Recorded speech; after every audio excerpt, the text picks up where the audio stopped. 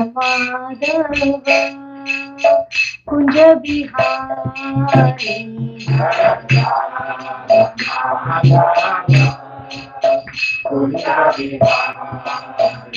Jaya Gopi Jana Vallabha Giridharadhari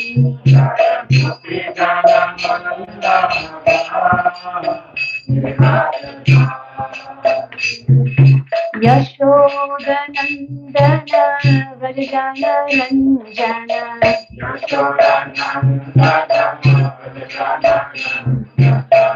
Yamuna Tira Vanachari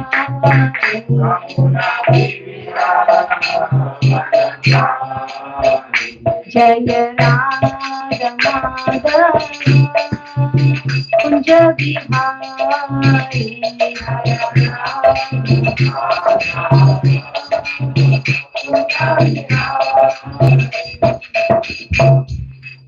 Hare Krishna, Hare Krishna, Krishna Krishna, Hare Hare, Hare Rama, Rama Rama, Hare Hare. We start everything with a prayer to Srila Prabhupada, whose murti you see here. He established the International Society of Krishna Consciousness. So we'll start with the pranam mantra to him and then to all our other acharyas.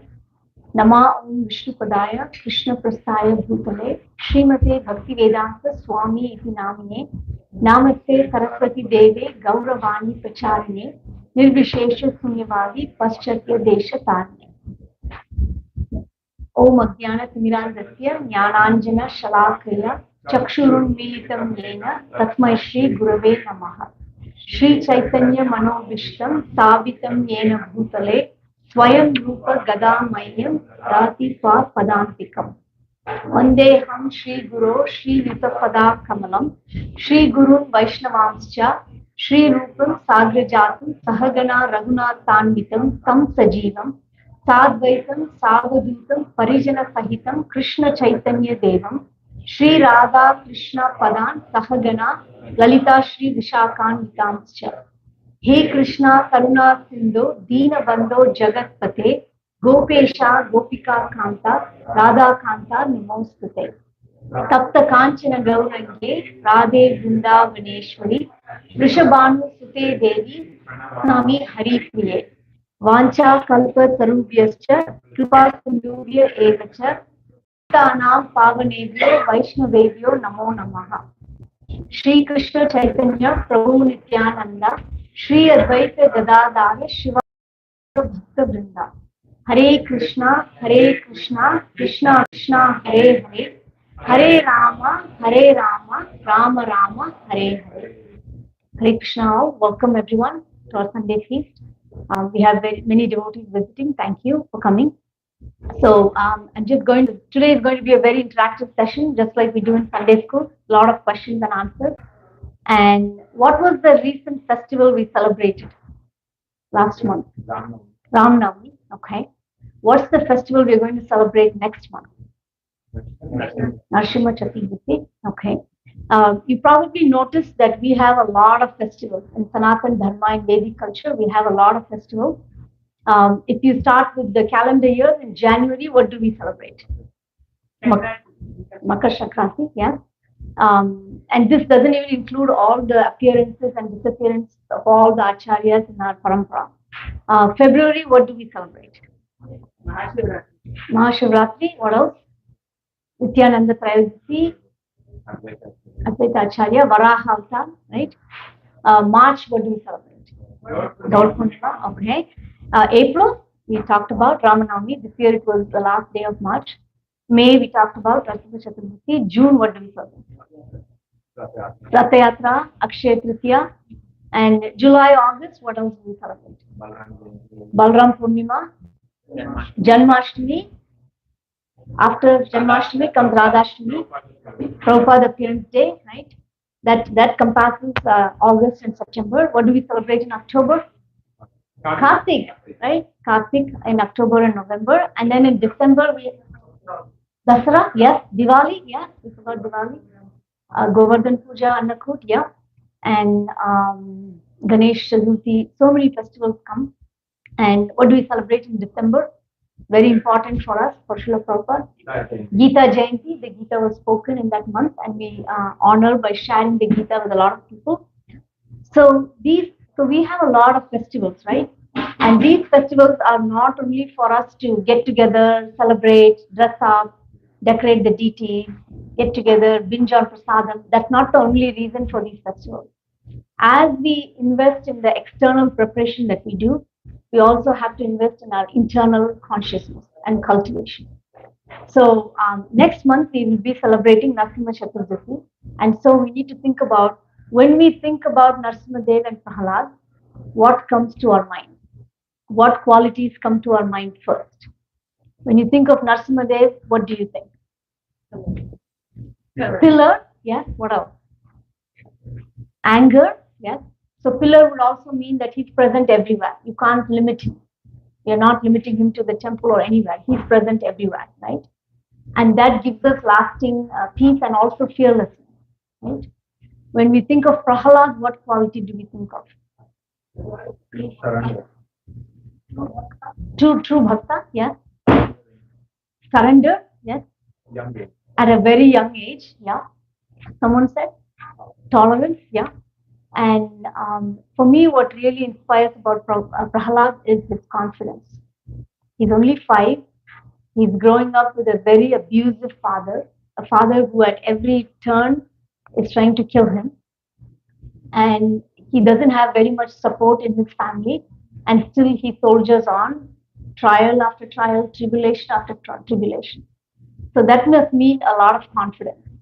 So in the spirit of preparing for Narasimha Chaturdashi, so I, oh no, what happened? So that's why I chose this topic. Being Krishna conscious means being Krishna confident.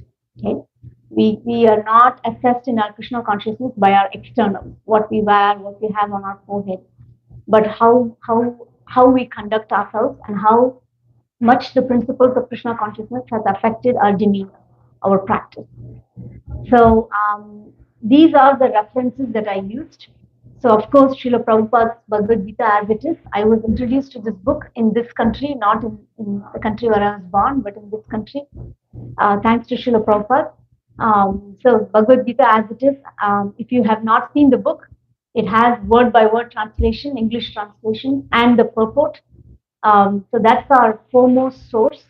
And from there, many books that Srila Prabhupada's disciples have written, particularly the book Watering the Seed, where His Holiness Giriraj Maharaj talks in depth about the pastimes of Srila Prabhupada, and you walk away from the book with how confident Prabhupada was to deal with all the trials and tribulations he went through. Other books by His Grace Kalakanta Prabhu, The Rap of God. If you're interested in rap and rhythm, that's a beautiful book. And His Holiness Gopal Krishna Goswami Maharaj, a book called Freedom by Surrender, and 2 books by the disciples of those disciples, so grand disciples. So that is a big testament to the potency of Srila Prabhupada, meaning the books didn't stop when Srila Prabhupada left the planet. The books didn't stop when Srila Prabhupada's disciples left the planet. The books keep coming. So this is an enduring science. And Chaitanya Charan Prabhu, who many of you are familiar with, he wrote the 365 meditations, and Sutapa Prabhu, who's now His Holiness Swami Bhagavan Keshav Maharaj, wrote Gita. So whatever I'm sharing today is inspiration from these books, along with my personal realizations, trying to live by that teaching. So if you go on Vedabase, which is the Bhakti Vedanta library, all our books are on an online portal. And if you just, like a Google search, just search confidence in the Vedabase, this is what you come up with. The word confidence comes up 536 times in transcript of Prabhupada's lecture. It comes up more than 400 times in his books and oftentimes in his letters. And I just gave you a sample just to highlight. And these are Srila Prabhupada's words where he says, Nishchayat means with confidence. Because Krishna says this, so I must have confidence. And that confidence is the underpinning of everything we do. Even in our work, in our family life, it is confidence on something that keeps us moving. So today that's going to be the topic. And all of you know that the Bhagavad Gita was spoken on the battlefield. And it's not an accident that Krishna chose the battlefield as the venue. Arjuna had his own battles. We are all facing our own battles. And I just want to make this interactive. So can people name some external battles that not you are facing, but in general what people face? What are some of the external battles we face? Struggle for survival. Struggle for survival. Okay. Climate change. Climate change, yes. It impacts us a lot with the global warming and all that. Yes. Stress, anxiety, fear. Yes. Prabhu said fear. Someone said health problems. Yeah. Job problems. Yeah. Um, family conflict. Yeah. We are human, so we have relationships, and we have relationships everywhere. So yes. I think we covered everything. The only thing I added was visa issues or loss of a family member. Some of us may be grieving, bereavement, so that's always hard. And what are some of the internal challenges we face? Naveen Krishna Prabhu mentioned stress, fear, anxiety. What else?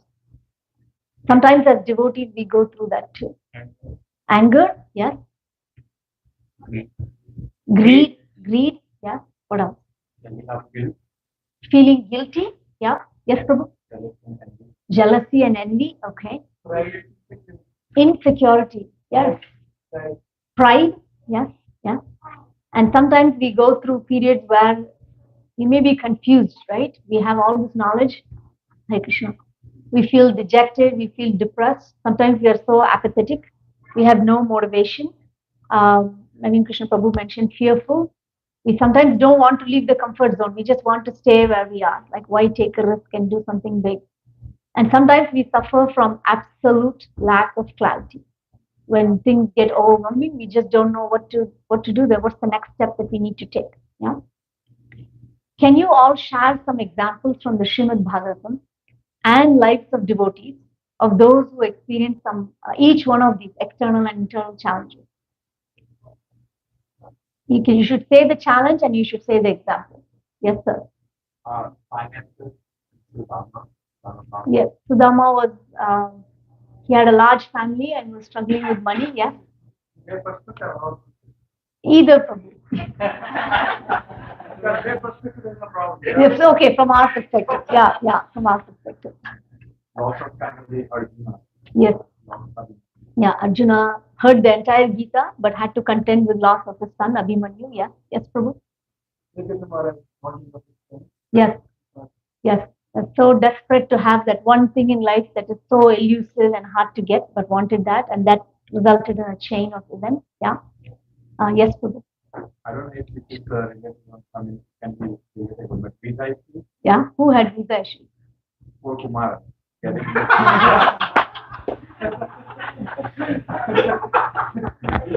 See, devotees are very creative. Yeah. They see Krishna and Bhagavatam and everything. Yes. That's wonderful, Prabhu. Yes. Yes, Mother. Kunti with Karna, yeah. Inability to share an open relationship because of the circumstances, yeah. What else, Mother? Gajendra, yeah. Very strong man, strong animal, but fearing for his life and in a desperate situation. Duryodhana's jealousy, how much problems it created for the Pandavas from the very beginning, like more problems than we can count. Someone else also had visa issues, kind of visa issues. Sugriva couldn't get back into his kingdom. That's from Ramayana, but yeah. And then we see from the life of Srila Prabhupada and the life of Srila Prabhupada's devotees, disciples, they faced a lot of challenges. Today we are secure. We have a roof over our head. We have a temple. We have books. We have Sangha. We have devotees. Hare Krishna. And when the movement started, every single one of them was a pioneer. They started from scratch. They were barely in their teenage years and early 20s and built this all up, right? Reading their lives, we know how many challenges they all faced. So each one of us may be going through some variation of each of these or not. But what are some of the reasons in general that we feel less confident? Maybe people can shout out, why do we not feel confident? Too many expectations, yeah. Yeah, we want something, then it doesn't happen, and it makes us lose confidence about, we don't know what to believe anymore. Yeah. What else? What are the others? ego? If we had a very strong ego, we would be more confident, right? Like I can do anything. I was thinking of the way like, what will people think of me? Yeah, fear of embarrassment. Yeah. And it's kind of a hidden ego that you want to. Yes. You want to present that you are the best. Yes. You want validation. You want recognition. And so when you don't get it, then you feel like Krishna Prabhu said, sometimes insecure. Yeah. So fear of failure, fear of embarrassment. What other reasons we are not confident? Fear of rejection. Fear of rejection. Okay. What else? Lack of encouragement.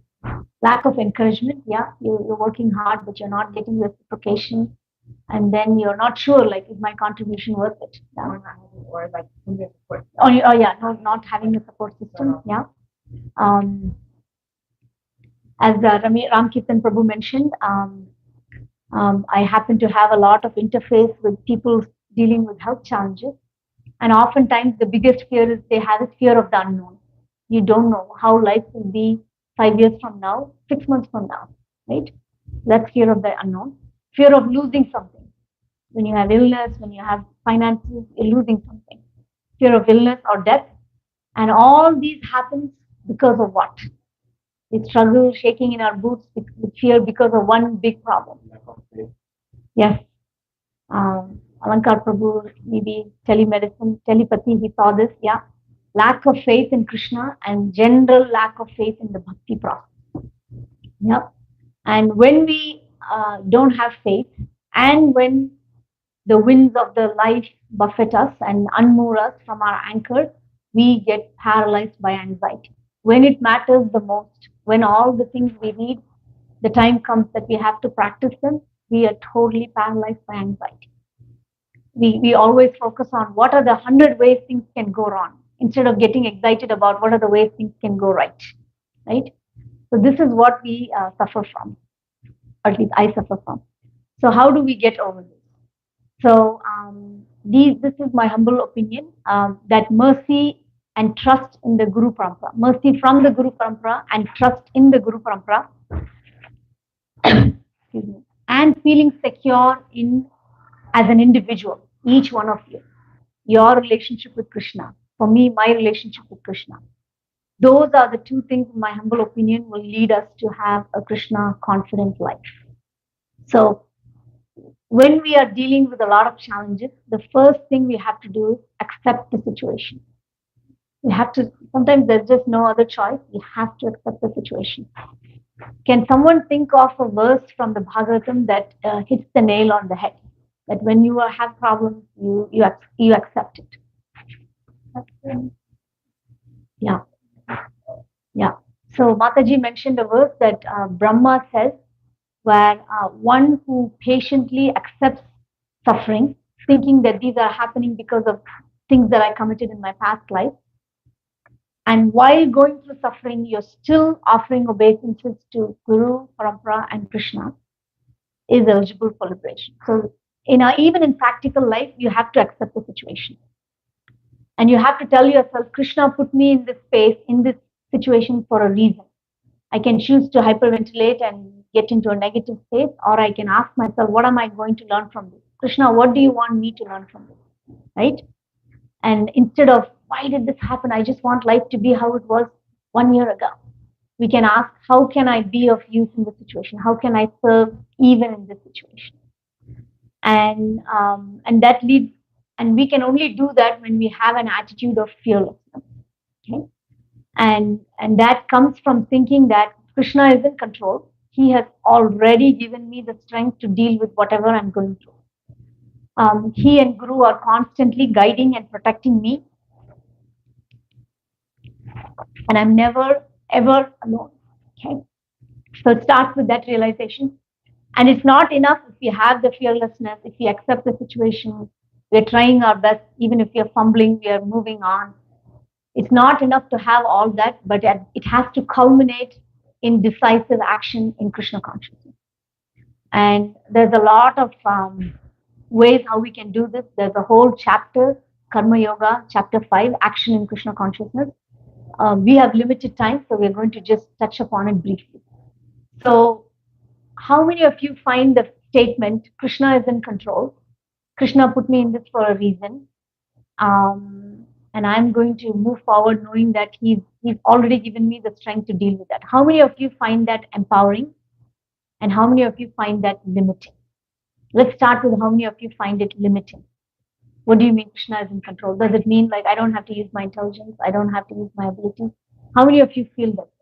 That it's okay, it's a safe space. No one will judge you. You can raise your hand. Does anyone feel that way sometimes? Half and half, right? We go through fleeting moments where we have extreme confidence in Krishna. And sometimes when the weight of the world is too much, we are like, what's going on here, right? We go through that. So my answer would be whether we find that statement empowering or limiting depends on the strength of our connection with Krishna. It really depends on what the strength of our connection is. So I got this table from Gita 3, a book written by Keshav Swami and Keshav Maharaj. So, and we can think about how our responses will be based on whether we think we are in control or whether we accept Krishna as in control on each facet of our life, where our confidence is, how we deal when things go well, when we are incredibly successful, how we deal with that, and how we deal with it when we are going through failure, when we go through intolerable difficulties. And when we go through change, nobody likes change, right? But change is going to happen whether we like it or not. And even if we go through an attitude of fearlessness, we are going through change, invariably challenges will pop up as we go through that. How do we deal with those challenges? And ultimately, what does it all mean for our bhakti practices? What does it mean for our spiritual journey? Okay. So when I think I'm in control, my confidence lies in my abilities. Okay. And the time will come when the abilities hit a wall. Okay. But if I think Krishna is in control, my confidence lies in the fact that I'm a devotee of Krishna and he'll give me the strength and intelligence. That's where my confidence is. So no matter how big the scale of the challenge is, my confidence is not on me alone. It's on Krishna as well. And if I think I'm always in control and I'm successful, I feel very proud and I might get complacent. But if I think Krishna is in control, I might even feel undeserving of whatever is happening successfully in my life and say, I know Krishna, I don't deserve this, but you're so wonderful. You're letting me have all this. I feel very grateful. I feel very humble. And the flip side of it, when I think I'm in control and I go through failure, I might get depressed. I might get frustrated. And when I'm going through difficulties, I'll be angry and blame other people. Like this person is responsible for my predicament. And I might be a nervous wreck and overwhelmed when I go through change. And at the end of it, I feel very inadequate and weak. And when all this is consuming your life, it's really hard to focus on spiritual life, right? On the contrary, if you feel like Krishna is in control, you are in success, you're grateful. In failure, you're accepting. And you're actually determined because you know you have a much stronger power behind your back. And when difficulties come, it makes you pause and think, why is this happening? Am I not learning the lesson I'm meant to learn? If the same difficulty keeps coming in my life, I clearly didn't learn the lesson from the first one. That's why Krishna is sending me more ways for me to get it, right? And when change happens, I might actually be confident and excited and looking forward to it. Like, what does the future bring, right? And when challenges happen, because I'm secure in my connection with Krishna, I feel empowered and strong. I have the bandwidth to focus on my spiritual life, right? So if I ask this group, tell me a few verses that inspire about confidence from you in the Gita. We won't have enough hours in the day because there are so many verses. All of you will start telling 10 verses and we'll be here all day. So I only picked 2 verses. Okay, one verse is what Krishna promises to us, and the second verse is what he asks us to do. So Krishna promises us in the 9th chapter, which is entitled The Most Confidential Knowledge. He says, Ananyas chintayanto mam ye jana paryupasate tesham nitya viyuktanam yoga shemam vahamyaham. And in his translation, he says, but those who always worship me with exclusive devotion, meditating on my transcendental form, to them I carry what they lack and I preserve what they have. Okay, so we can understand this verse in different ways. Say I'm dealing with one particular problem at my work. I can construe this as saying Krishna is going to wave a magic wand and fix everything. He'll carry what I lack and preserve what I have. But on Krishna might be thinking, you don't have strength now, I will provide you the strength. But you have enthusiasm now, I'll preserve your enthusiasm. So what we want and what Krishna wants might be totally opposite. Okay, so we can't go and argue to Krishna. You said this, it didn't happen. Okay, so we might be looking at the wrong thing. So this is Krishna's promise to us. He emphatically says that I carry what they lack and I preserve what they have. So what does he ask in return for that? Okay, he says, sorry, it's not working. Bhagavad Gita 3.30. Mai sarvani karmani sanyasyadhyatma adhyatma chetasa nirasir nirmama bhutva yudhyasva vigata jvaraha. And his translation, he says, therefore, O Arjuna, surrendering all your works unto me, with full knowledge of me, without desires for profit, with no claims to proprietorship, and free from mataji, fight. Okay. Just because he said, I'll carry what you lack and preserve what you have, that doesn't give us a free pass. Right? Arjuna didn't say, okay, Krishna showed me the universal form, everyone is put to death by my arrangement, I can just like sit and relax, Krishna will do all this. He didn't do that. And Krishna did his best, he fought, right? And that's the same thing that Krishna expects of us too. That, and those of us who've been reading the Gita for a long time, you might agree with me that it's very hard to live this verse. It's very hard to live without desires for profit. Think about everything you do at work or in your family, right? If you cook something nice and nobody in your family acknowledges that it's nice, how do you feel? I spent 2 hours cooking, no one said that it's even good, right? There is a desire for everything, even at work.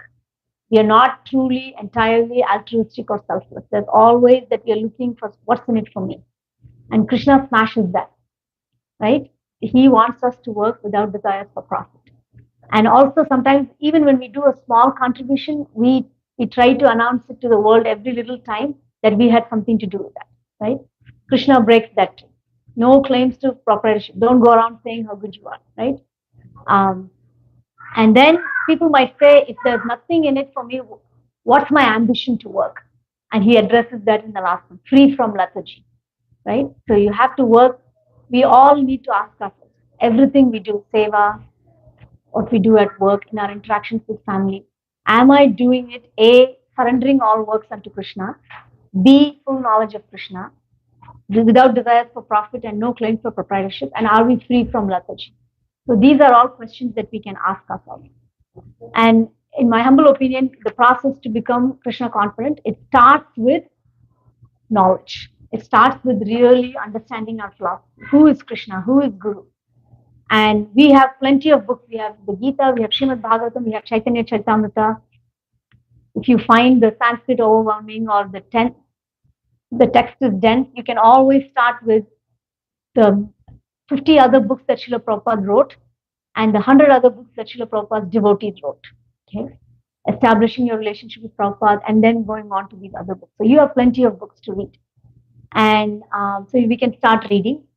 But let me ask you this, is knowledge alone enough? Is knowledge alone enough to be Krishna? How many people think knowledge alone is enough? Good, no one thinks that. Okay. If knowledge alone was enough, right, there would be no smoking, there would be no lifestyle diseases in the world. Every box says smoking kills, but we still have even people who are outside the jails with their chemo poles outside will be smoking. They're getting chemo for the lung cancer, which was caused by smoking, and they're still smoking, right? So knowledge alone isn't enough, right? So then what else do you need? Right. Guidance. Who's going to give us the guidance? People, other devotees, right? So you need people. Find those who are living the theology. Find those who are living the bhakti wisdom. You can be in a full crowded temple room here and feel very, very lonely. If you don't make the time to find out, we have jewels, gems in this community who practice this process for decades, who have gone through every trial and tribulation you can think of. Find those people, seek out those people. And how are you going to find those people? If we just come, sing in Gaurarti, eat prasad, and go, will we find those people? We will never find those people. We'll be in a crowded room and we'll be lonely. The only way you can find those people is when you engage in service. One day you wash the pots and pans, you'll find your people there. You serve prasadam, you clean the temple room, and instead of coming and just taking, you give something, that's when you'll find your people. And when you find someone, hold on to them, okay? Because they are rare. And ask them questions, and not in a confrontation mood, but sincerely. Prabhu, this doesn't make any sense. Mataji, this doesn't make any sense. Can you please guide me? So you need people. That's why Prabhupada gave us the Sangha. So let me ask you this. Are knowledge and inspiration from devotees enough?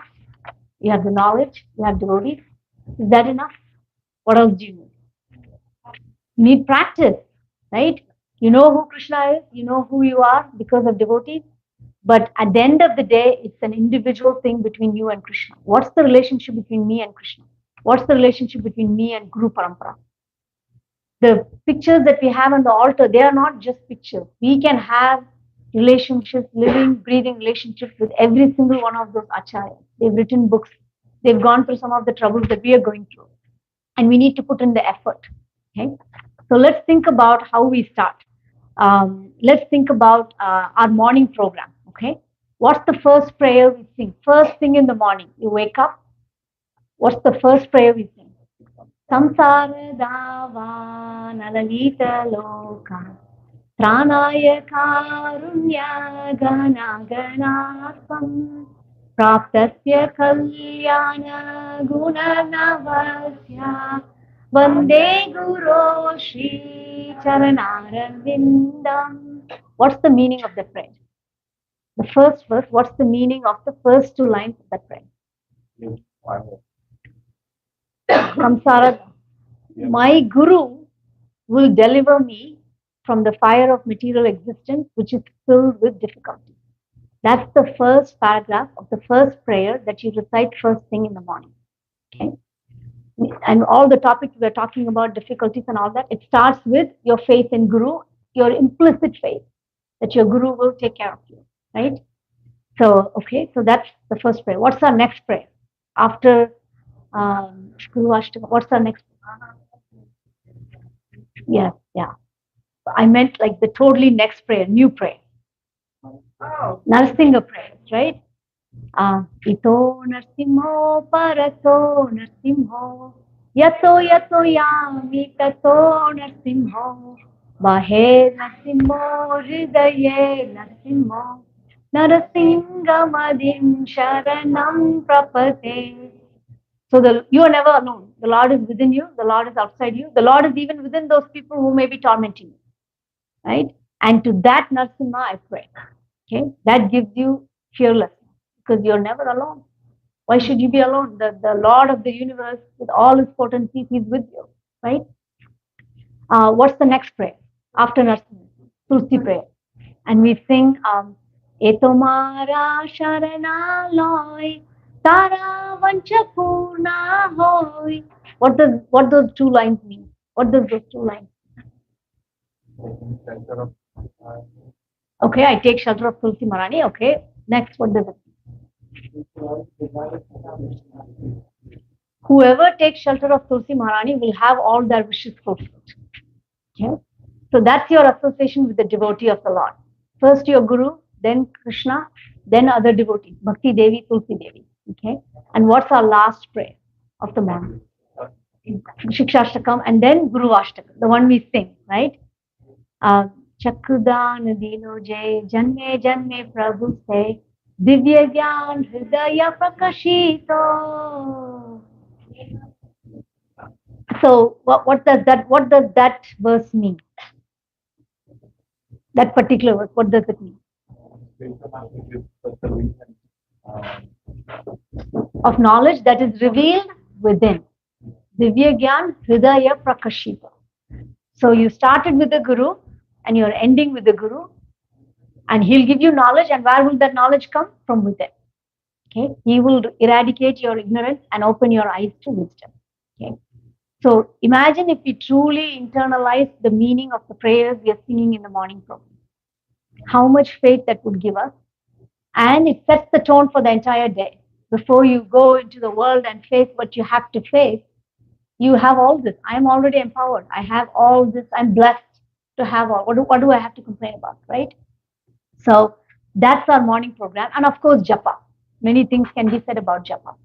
So that's what we have, and it's important that we have not only have the knowledge, not only have the association, but the thing that's going to cross us over the finish line is our own practice. We have to invest time, we have to invest practice, and be sincere about it. And that's the only thing. This combination is the only thing that will give us enduring faith and confidence. Okay.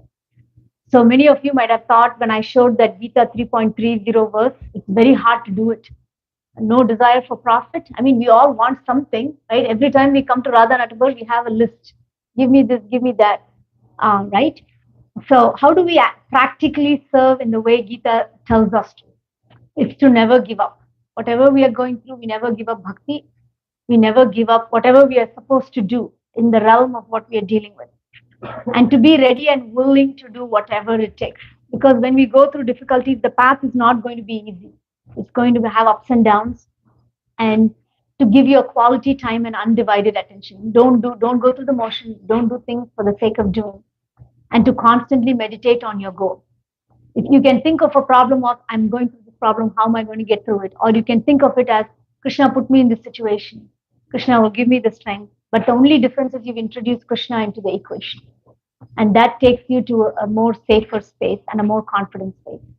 To maintain your enthusiasm, as you mentioned, Mataji, despite absence of results, reciprocation, despite absence of support, to engage all your physical and mental capacities, and to harbor no hidden agendas or personal motivations, and to go that extra mile that nobody else would consider. You all see in this community, we know at least one devotee who go that extra mile.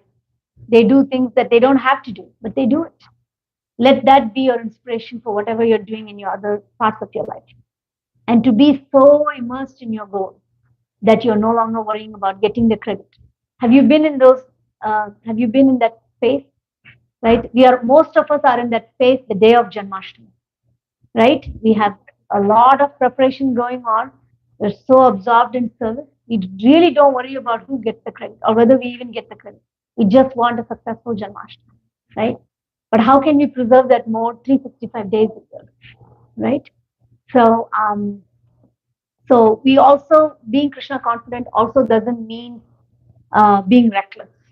It's not about bravado and a show. Like everyone in this community knows that I'm Krishna confident. That's not what it means.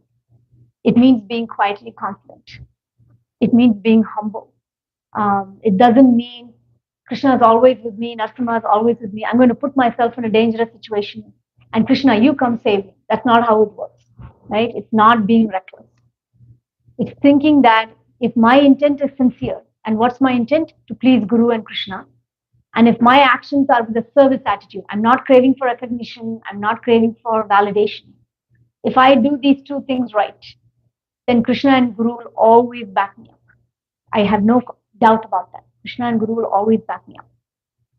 And always, we as devotees or we as people should always introspect and look at our past. Our past will give us lessons and give the courage to meet the unknown future. So I went to a K through 12 Catholic school in India. And 1 hour a week, we had moral instruction where they would teach us stories from the Bible and all that. And this one story, how many of you have seen the Footprints in the Sand poem or heard about it? Okay. So that stuck with me my whole life and something that I carry with me every day. So a man is at the end of his life and he is about to die, and he sees these two sets of footprints. One is his, one is God's. And throughout the sets of footprints, throughout his long journey of life, scenes of his life flash throughout his life, scenes of his life flash. And he notices that when he was happy, there were two sets of footprints. But when he was sad, there was only one set. The low times in his life, there was only one set. And he asked God, where were you when I needed you? I just see one set. And God says, I carried you. I carried you. Okay? And that we need to have that faith that Krishna will carry me. And how do we get that faith? We have to study the scriptures with a desire to apply the knowledge. In Krishna consciousness and in bhakti, you can recite verses. I'm just telling now for myself. Okay, you can recite verses, you can memorize verses, you can even give a class like this. Okay, that's also easy. But try living the Gita for 5 minutes. 5 minutes a day. Pick one verse and try and live that, and you'll see how hard it is. Okay? So we have to be very intentional. When we read, it's not about quantity and breadth of knowledge, it's about quality and depth. Even if I know one verse, am I practicing that verse? Am I sincere in that verse? Am I remembering and actually living my life in accordance with that verse? We have to ask ourselves that. And we don't need to worry too much about how we're going to do it. The acharyas know our brains in Kali Yuga, what we are capable of. They've laid it all out. Okay. And the first one is hearing or shravanam. When you hear something, when you read something, when you hear a lecture, pause for a minute to see, I'm receiving insight and inspiration, but is it clear? Does it all make sense to me? What stands out to me? What is something new that touched me? And what is something that doesn't make sense to me? And find someone to help clarify that. Find a devotee that says, Prabhu, I heard this lecture, it actually disturbed me, or it didn't make sense to me. Could you please spare some time to help clarify it? And people will be more than happy to sit down with you. We have Naveen Krishna Prabhu, we have Prem Sundar Prabhu, we have so many devotees who've spent more than 2 decades studying this and living this. Rajabhakti Mataji. Go to them, ask them, Mother Kamagiri, and get your doubts. Rather than stewing it in your mind and letting it dampen your faith, just take that step and get it clarified. The next one is reflecting or mananam. You have to contemplate and reflect. Okay, sometimes when you read Srila Prabhupada's books, what he says is very hard to do. It's very difficult. And usually, what is our attitude? Like when Srila Prabhupada says something very strong and heavy, what is our response when we are reading?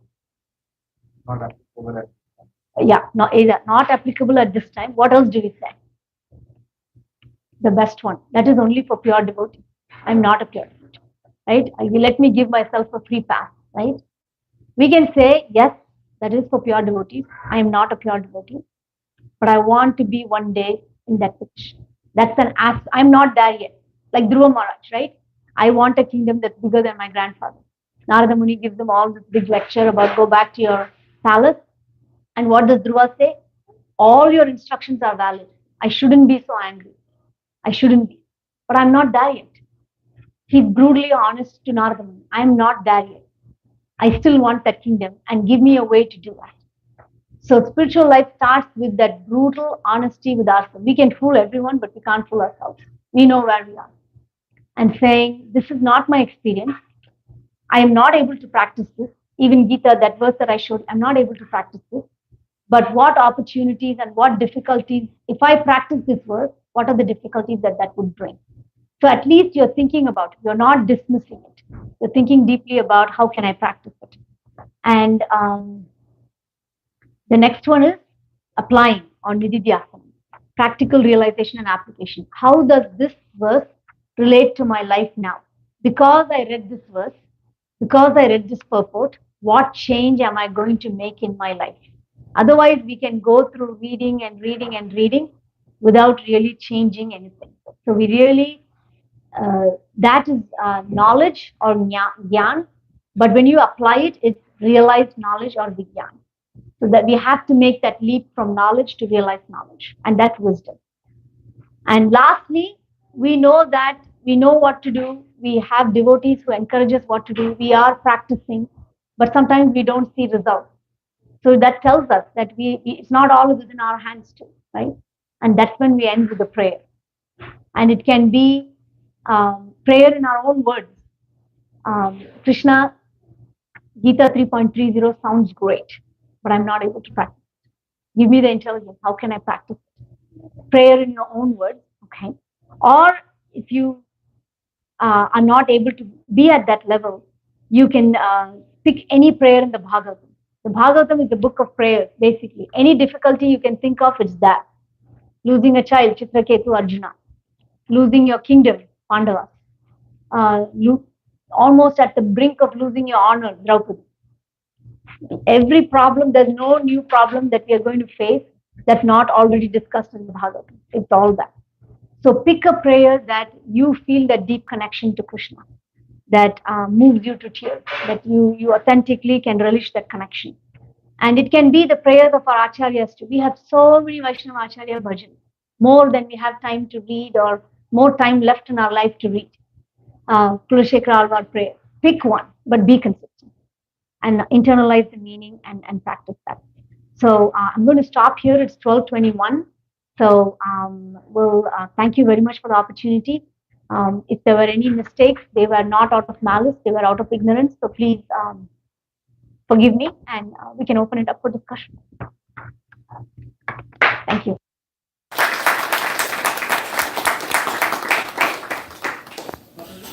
Yes, Prabhu. Can you go back to one of the slides? You have people, philosophy, 4 ways.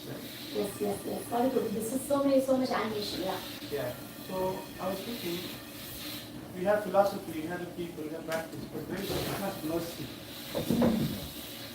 So is it blended in those 3, or what is the evidence? What do you think, Prabhu? Where do you think mercy would fall in these things? So the philosophy in the books is given by Krishna. The people who practice is in the Guru and the other two. Practice the sadhaka, but at the end of the day, all 3 can be done with the peace of Krishna. Then Krishna's mercy has to be there. So if Krishna's mercy is there, all these 3 will happen. Yes. If Krishna's mercy is not there, even if peace In the previous slide you have it. Krishna's mercy gives us the intelligence to understand the philosophy. Krishna's mercy puts the people in our life. Right? Krishna's mercy gives us the perseverance to practice. Going back to that slide, like you said, this is why I had mentioned earlier about mercy from Guru Parampara and feeling secure in my relationship with Krishna. We need both to have that Krishna consciousness. You all know a lot of verses. There is one verse that, what's that verse? Where it says, Krishna says, I will give you the intelligence to come to you. What's that? That verse. Yeah. So I think even to, because I'll speak from personal experience, my sister-in-law gave me the Bhagavad Gita 10 years ago. She gave me that book, Bhagavad Gita as it is. My sister-in-law is a wonderful devotee. And I started reading on the airplane ride back to the US, and it said, Dukkalayam Asha. I came across that verse, Dukkalayam Ashashvati. I said, this is a very depressing book. It says the world is full of difficulties and nothing is permanent. What is this? I mean, I can't read this book. I closed the book. And then 4 years later, something happened in my life when I said, you know what? He is right. The world is full of difficulties and it is impermanent. Okay, let me read that book, right? So you also need Krishna's mercy to even understand. Otherwise, you can have the book, the Bhagavad Gita will stay as it is on your shelf. Nothing will get in here. So I think we need, going back, Prabhu, we need Krishna's mercy for everything. Yeah. Yes, Mataji. That by Krishna's mercy, one gets a spiritual master. And by the mercy of the spiritual master, one gets Krishna. So that mercy is Cyclical. It's a self-reinforcing universe. Yes, Mata. Thank you. Yes, Prabhu. So you were talking about the steps, right? Shravanam, Varanam, Nididhyasam and Vandanam. So sometimes we pray, but we really don't want to change from inside. So there is a little thing that, we are praying, oh Krishna, please remove this, please remove that, but internally I want to hang on to my anarthas. So that's why sometimes prayers may not be successful also. So that willingness to change from the heart, that's something that really deep down you will feel that, I really want to change. I cannot live with this condition that I am in. I want to change. Like, it can be applied to sadhana, it can be applied to behavior with devotees, whatever. But that deep down, that desire has to, because everything is based on desire. In Krishna consciousness, it's your desire, and Krishna reciprocates based on your desire. So I'm just thinking. And that's where honesty comes from. If we are honest with ourselves, we'll see what we are doing. That we are really not sincere with some things, right?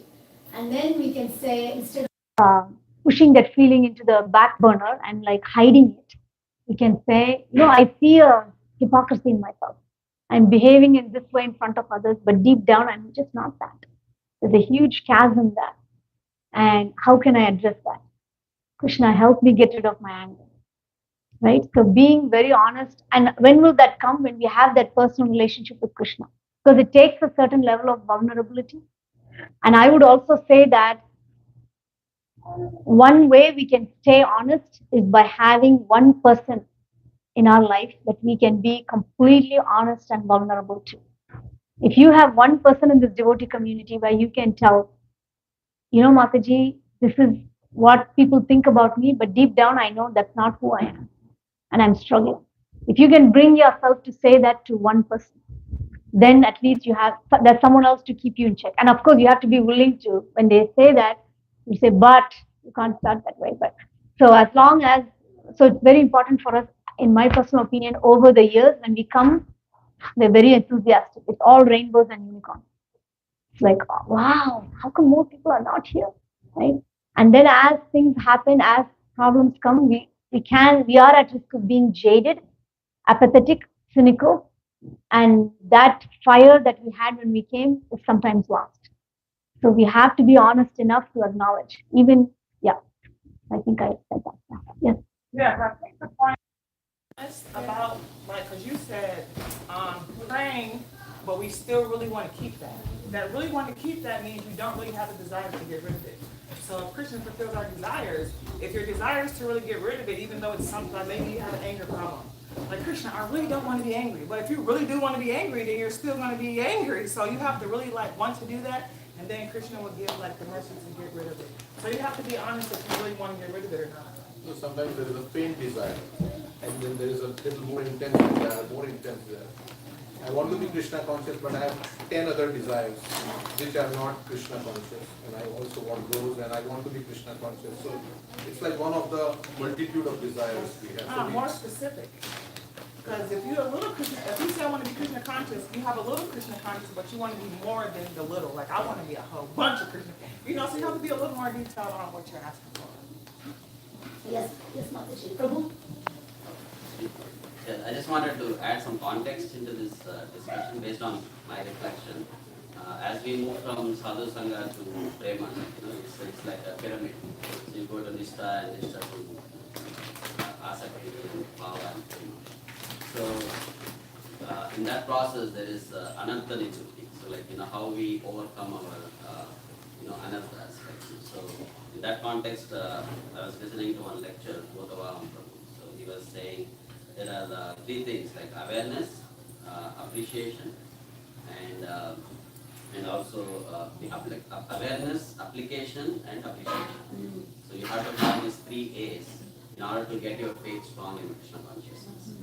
So knowing all these 3 things and applying it in the right way, and then also appreciating, that is the reciprocation. Right? So because if you don't really appreciate, we cannot overcome the another. Exactly. Yes, very. So just thank you. Rajabhakti Mataji, would you like to add something? I just wanted to share one thing that I recently heard from Karamukana Swami about memorization of shloka. I just heard the class day before yesterday. You can give the mic. Get the mic. It's because you brought up that memorization, like so many people here. It's okay, you're not projecting it.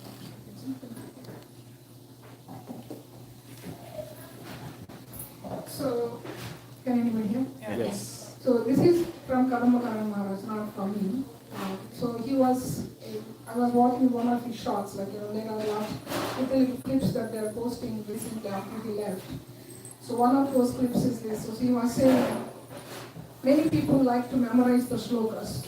Many shlokas they memorize, So, oh yes, you're so good, memorization, wonderful.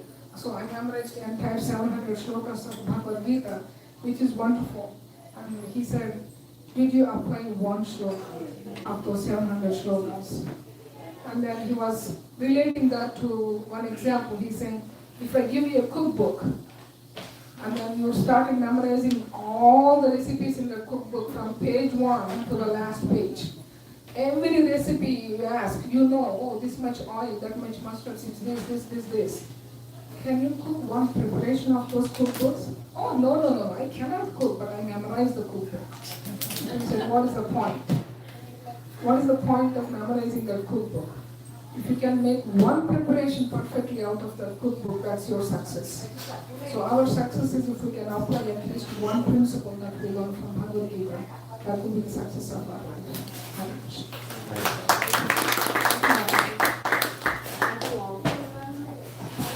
The case Krishna Jivani mataji ki.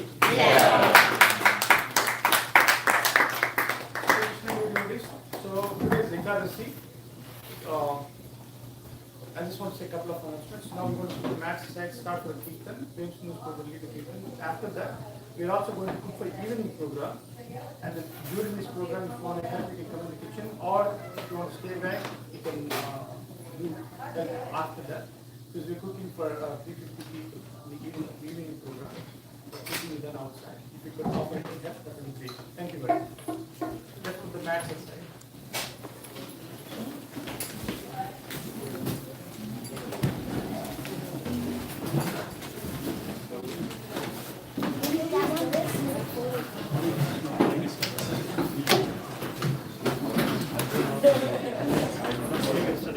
जय श्री श्री राधा निब्बर भगवान की जय।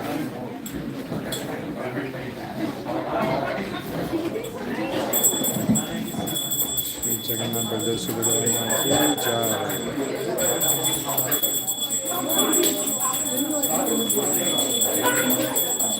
श्री गौर निताई की जय।